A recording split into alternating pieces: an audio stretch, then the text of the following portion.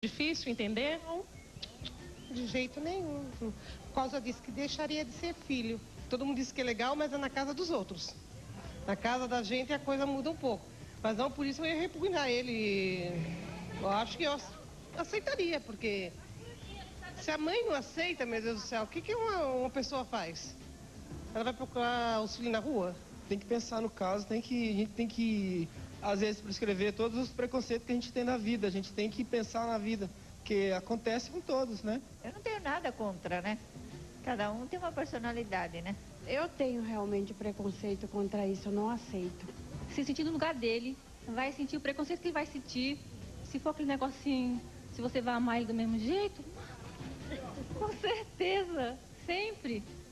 Tá aí, olha, eu fiquei surpresa, porque a maioria aceitaria. A gente não sabe se é porque não é com ela, mas ainda os pais têm mais dificuldade, os homens, né? Eles têm uma dificuldade enorme de lidar com esse assunto, apesar de alguns ali darem bons exemplos, mas... Teve uma pessoa que falou uma coisa muito interessante, é muito fácil lidar na casa dos outros. A experiência pessoal geralmente é mais difícil. E tem uma coisa também, quando as pessoas dão entrevista na televisão, elas falam mais do que elas gostariam de fazer do que elas são capazes de fazer na vida real, né? Não necessariamente. Ela está falando de um ideal, não necessariamente do que ela possa fazer. Entendi. Marcelo, vamos contar um pouquinho da tua história? Vamos lá. Como foi a sua conversa com os seus pais? Olha, quando eu contei para minha mãe... Primeiro, por que você decidiu contar? Na verdade, ela veio conversar comigo, então eu não escolhi a hora. Eu conversei com ela naquela hora que ela veio me perguntar. Mas nunca você tinha sofrido nenhum tipo de cobrança? Cadê a namorada? Cadê aquela namorada? Não. Cadê a noiva? Não vai ter filho? É que os pais fantasiam também, né? Muito sobre a gente, né? Uhum. Então a minha mãe passou por várias fases. Teve hora que ela achou que eu namorava com algumas amigas que eu tinha na adolescência.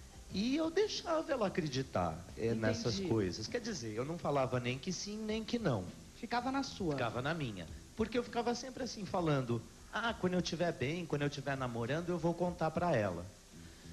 Só que aí ela veio, me perguntou, eu contei.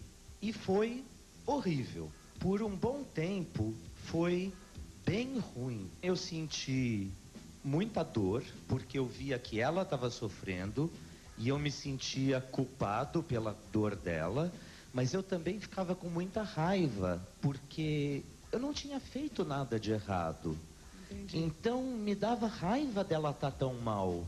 Então eu sentia pena dela, eu sentia dor por ela, mas eu também sentia raiva dela. Isso tudo que ele está contando para um psicanalista fica muito claro, assim, né? Eu acho que todo mundo deve passar por isso que você está contando, desses seus sentimentos, essa angústia. E muitas vezes a pessoa não procura ajuda e vive para o resto da vida assim.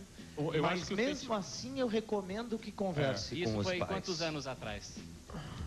Isso foi há 14 anos Quer dizer, atrás. Então uma situação... As entrevistadas, a maioria delas, foi muito favorável, de modo que, felizmente, a gente vê que há um pouco mais de aceitação. Agora vamos saber da mãe, que está quietinha esse tempo todo, só ouvindo. Eu deixei você por último de propósito. Quero saber, qual que é o sentimento da mãe? Pois é. Ela sofre por quê? As mães são muito diferentes umas das outras. Apesar de falar que mãe tudo é igual, não é não.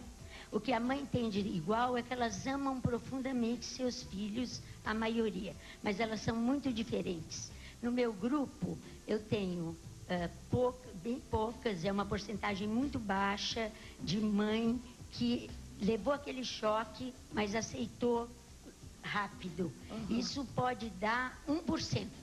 Nossa, é bem pouco mesmo. É muito pouco. E pode dar, assim, 1% hoje em dia de mãe que